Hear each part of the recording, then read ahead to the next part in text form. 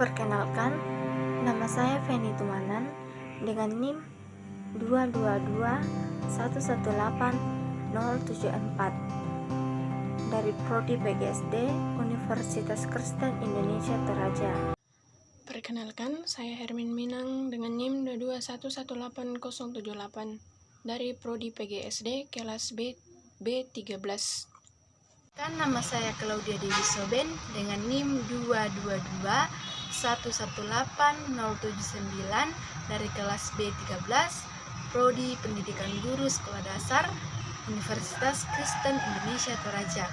Saya selaku koordinator dari kelompok 3. Pada kesempatan kali ini kami akan menjelaskan materi tentang teori belajar. Materi yang pertama, pembahasan yang pertama yaitu belajar. Apa pengertian dari belajar? Belajar adalah tindakan perubahan perilaku siswa yang relatif positif dan menetap sebagai hasil interaksi dengan lingkungan serta melibatkan proses kognitif. Ada juga beberapa definisi belajar menurut para ahli. Yang pertama, menurut Hilger dan Bower dalam buku Theories of Learning mengemukakan bahwa belajar itu berhubungan dengan perubahan tingkah laku seseorang terhadap sesuatu situasi yang disebabkan oleh pengalamannya yang berulang-ulang dalam situasi itu, di mana perubahan tingkah laku itu tidak dapat dijelaskan atau dasar kecenderungan respon pembawaan, kematangan, atau keadaan-keadaan sesaat seseorang. Misalnya kelelahan, pengaruh obat, dan sebagainya.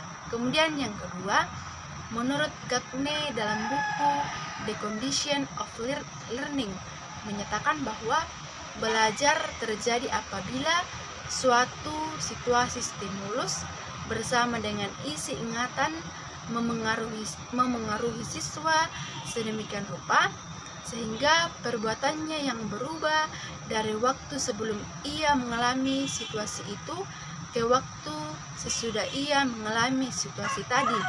Kemudian yang ketiga, menurut Morgan dalam buku Introduction to Psychology mengemukakan bahwa belajar adalah setiap perubahan yang menetap dalam tingkah laku yang terjadi sebagai suatu hasil dari latihan atau pengalaman. Kemudian yang keempat, menurut Witherington dalam buku Educational to Psychology mengemukakan bahwa belajar adalah suatu perubahan di dalam kepribadian yang menyatakan diri sebagai suatu pola baru daripada reaksi perubahan kecakapan, sikap, kebiasaan, kepandaian, atau suatu pengertian. Kemudian, belajar memiliki 3 arti penting bagi siswa. Yang pertama, melaksanakan kewajiban keagamaan. Contohnya, sebelum kita memulai pembelajaran, diawali dengan doa. Kemudian yang kedua, meningkatkan derajat kehidupan.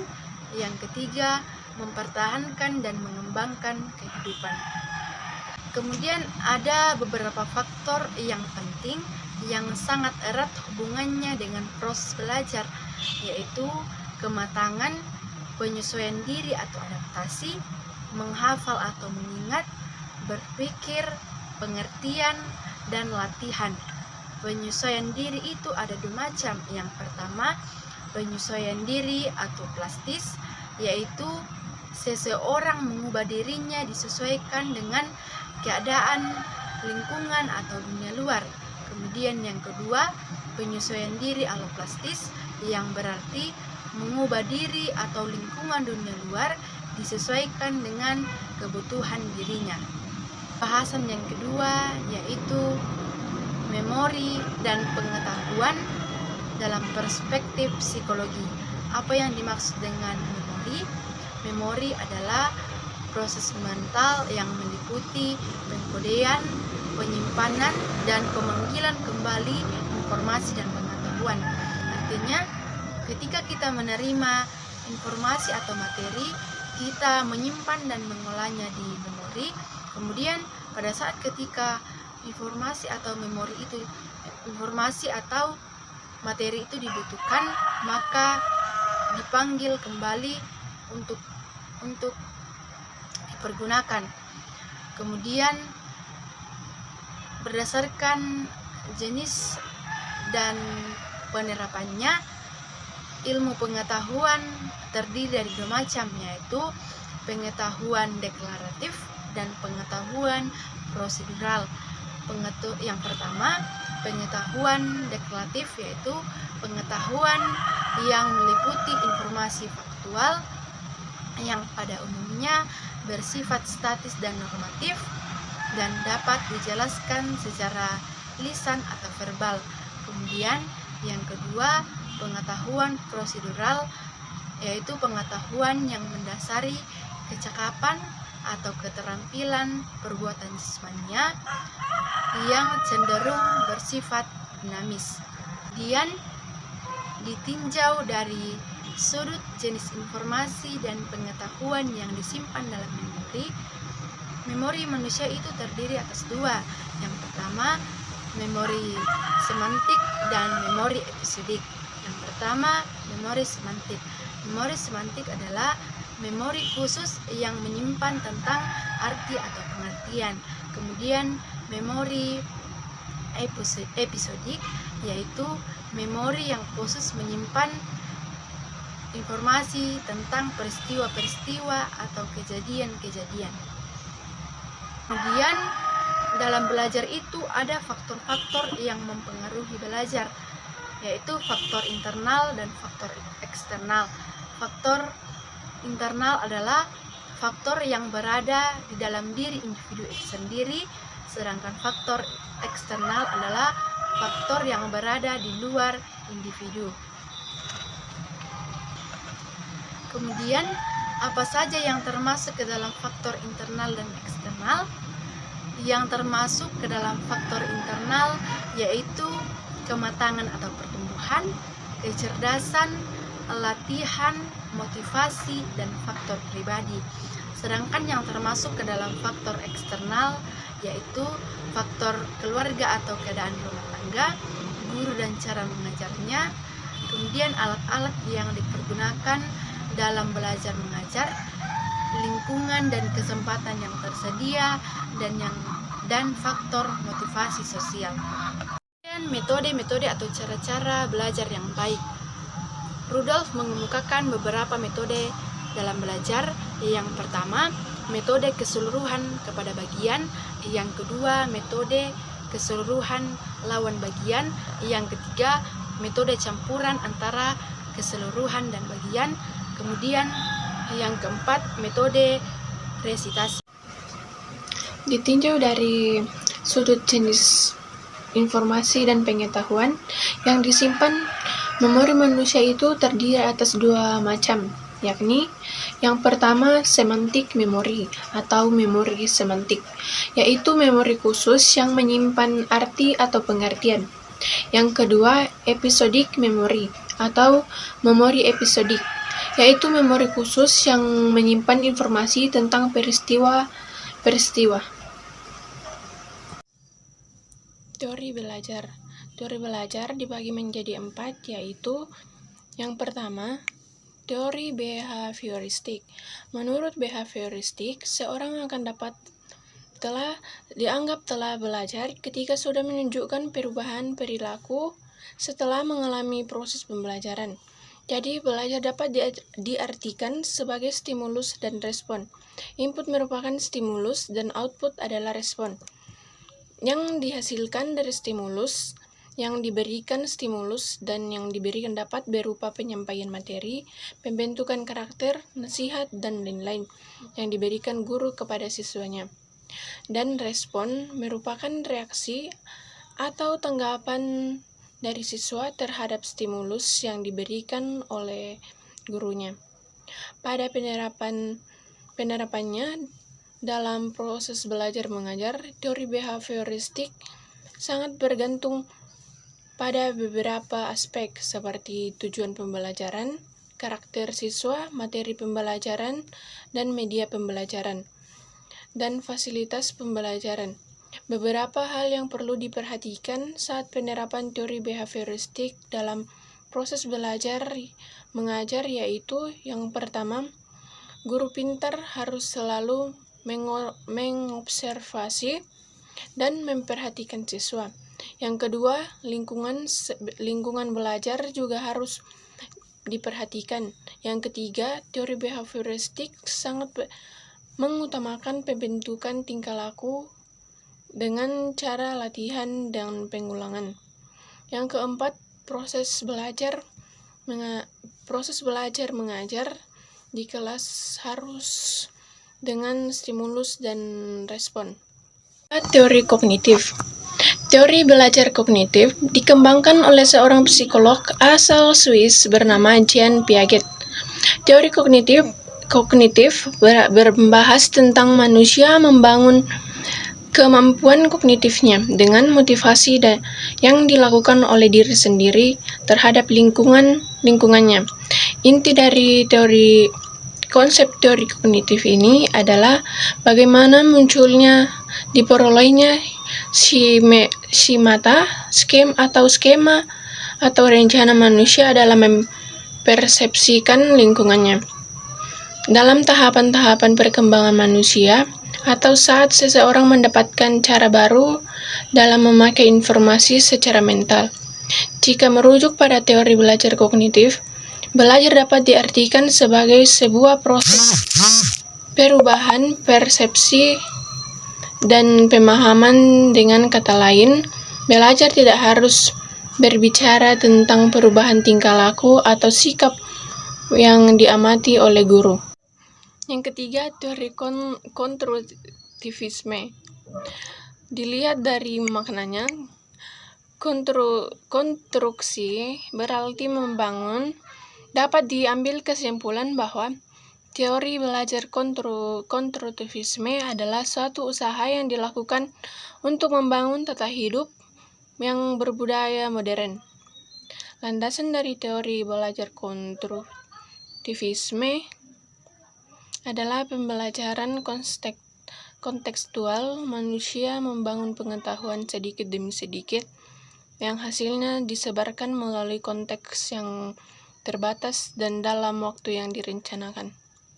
Dalam teori ini ditekankan bahwa seorang yang belajar memiliki tujuan untuk menemukan bakatnya, menambah pengetahuan atau teknologi, dan lain-lain yang dibutuhkan untuk mengembangkan dirinya.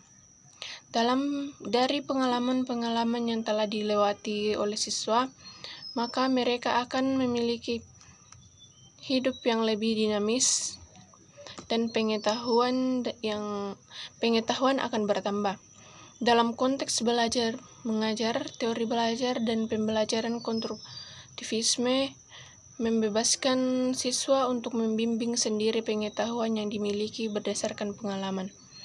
Beberapa hal yang perlu diperhatikan saat penerapan teori konstruktivisme dalam proses belajar mengajar adalah yang pertama, saat mengajar, sebaiknya guru memberikan kesempatan kepada siswa agar dapat mengeluarkan pendapat dengan bahasanya sendiri. Yang kedua, siswa diberikan kesempatan untuk menceritakan pengalamannya agar menjadi siswa yang lebih kreatif dan imajinatif. Yang ketiga, lingkungan belajar mengajar harus dibuat kondusif supaya siswa dapat belajar dengan maksimal. Yang keempat, siswa diberikan kesempatan untuk membuat gagasan atau ide yang baru. Yang keempat, teori humanistik. Teori belajar ini lebih cenderung melihat perkembangan pengetahuan dari sisi kepribadian manusia. Hal ini disebabkan karena humanistik itu sendiri merupakan ilmu yang melihat segala sesuatu dari sisi kepribadian manusia. Teori belajar humanistik juga memiliki tujuan untuk membangun kepribadian siswa dengan melakukan kegiatan-kegiatan yang positif. Guru atau pendidik yang menerapkan teori humanistik akan mengutamakan hasil pengajaran berupa kemampuan positif yang dimiliki oleh siswa. Kemampuan positif akan dapat membangun atau mengembangkan emosi positif pada siswa. Teori belajar humanistik menekankan pada pembentukan kepribadian, perubahan sikap, menganalisis fenomena sosial, dan hati nurani yang diterapkan melalui materi-materi pembelajaran. Dalam teori ini, guru sangat berperan sebagai fasilitator untuk siswa. Berikut ini adalah beberapa hal yang perlu diperhatikan saat penerapan teori konstruktivisme dalam proses belajar mengajar. Yang pertama, guru harus berusaha untuk menyusun dan mempersiapkan materi-materi pembelajaran lebih banyak agar tujuan belajar mengajar tercapai. Yang kedua, guru harus berusaha tenang ketika mendengar ungkapan-ungkapan dari siswa yang memberitahukan akan ada perasaan yang kuat dan dalam belajar mengajar. Yang ketiga, guru adalah fasilitator. Guru harus memberikan perhatian kepada siswa dan menciptakan suasana kelas yang kondusif. Jelaskan tentang proses dan fase dalam belajar. Dalam psikologi, proses belajar berarti cara-cara atau langkah-langkah khusus yang dengannya beberapa perubahan ditimbulkan hingga tercapainya hasil-hasil tertentu. Jadi, proses belajar dapat diartikan sebagai tahapan perubahan perilaku yang bersifat kognitif, efektif, dan psikomotor yang terjadi dalam diri siswa.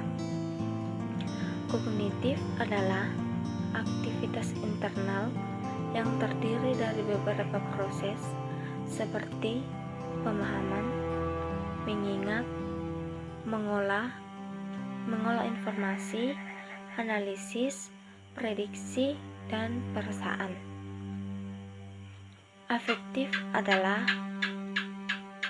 proses belajar mengajar yang lebih menekankan pada dominan efektif, wujudnya dalam bentuk cita rasa, citra emosi, kemauan, nilai, dan keyakinan. Psikomotor adalah ranah yang berkaitan dengan keterampilan atau skill, kemampuan bertindak setelah seseorang menerima pengalaman belajar tertentu. Perubahan tersebut bersifat positif, dalam arti berorientasi ke arah yang lebih maju daripada keadaan sebelumnya. Adapun tahap atau fase dalam belajar menurut beberapa ahli. Menurut Barlow, salah seorang penentang teori S.R. Bond yang terbilang vokal, proses belajar siswa menempuh 3 tahap, yaitu yang pertama, tahap informasi atau tahap penerimaan materi. Dalam tahap ini, seorang siswa yang sedang belajar memperoleh sejumlah keterangan mengenai materi yang sedang dipelajari. Yang kedua, tahap transformasi atau tahap pengubahan materi. Dalam tahap ini, informasi yang telah diperoleh itu dianalisis, diubah, atau ditransformasikan menjadi bentuk yang abstrak atau konseptual, supaya kelak pada gilirannya dapat dimanfaatkan bagi hal-hal yang lebih luas. Yang ketiga yaitu tahap evaluasi atau tahap penilaian materi. Dalam tahap ini, seorang siswa menilai sendiri sampai sejauh mana informasi yang telah ditransformasikan tadi dapat dimanfaatkan untuk memahami gejala atau memecahkan masalah yang dihadapi. Sedangkan menurut Whiting dalam bukunya Psychology of Learning, setiap proses belajar selalu berlangsung dalam 3 tahapan, yaitu yang pertama, a-question atau tahap perolehan atau penerimaan informasi. Pada tingkatan a-question, seorang siswa mulai menerima informasi sebagai stimulus dan melakukan respon terhadapnya, sehingga menimbulkan pemahaman dan perilaku baru. Yang kedua, storage atau tahap penyimpanan informasi.